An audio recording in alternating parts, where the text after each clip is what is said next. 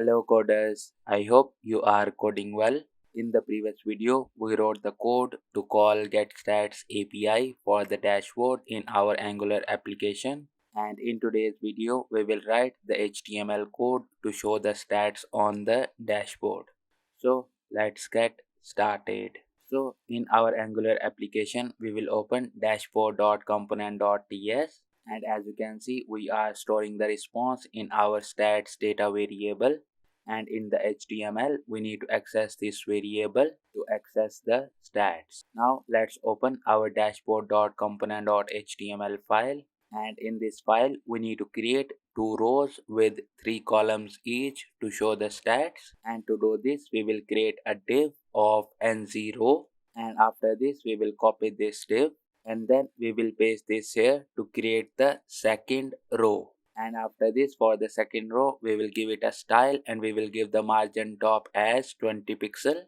And then let's go back to our first row, and now in this row we need to create three columns, and to do this we will create a div tag of nzcall. And after this, to make it responsive, we will give nz extra small, span 5 and offset 1.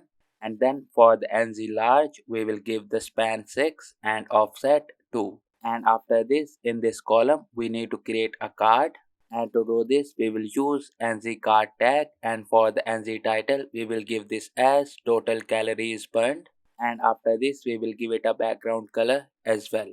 And after this, in this nz card we need to show the total calories burned, and to do this we will use p tag, and in this p tag we will call stats data dot calories burned. And after this, for the unit we will give this as cal.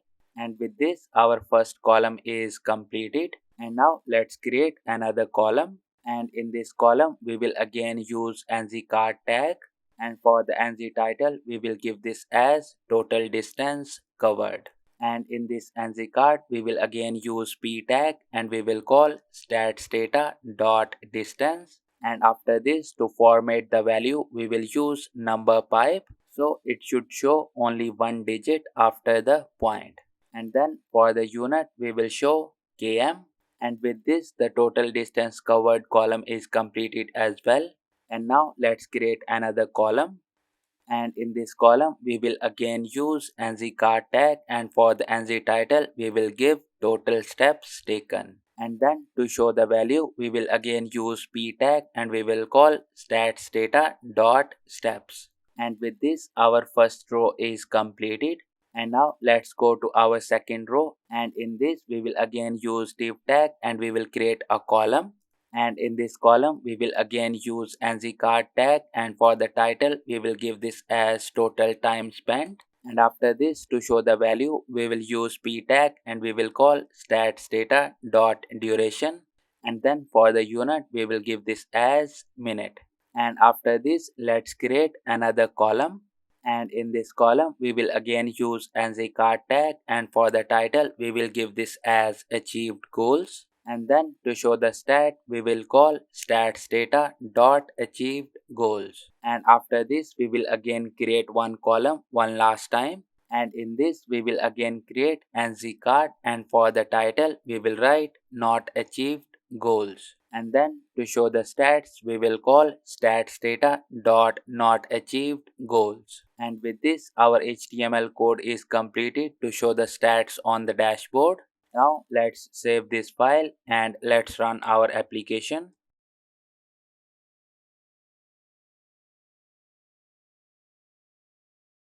And as you can see, we got some errors related to nz card. And to fix these errors, we will open dashboard.component.ts file.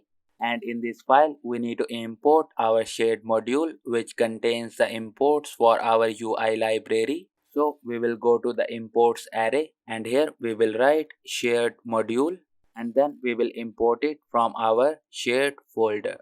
And now let's save this file. And as you can see, our application got compiled successfully without any errors. Now let's go to the browser to test the functionality of our dashboard.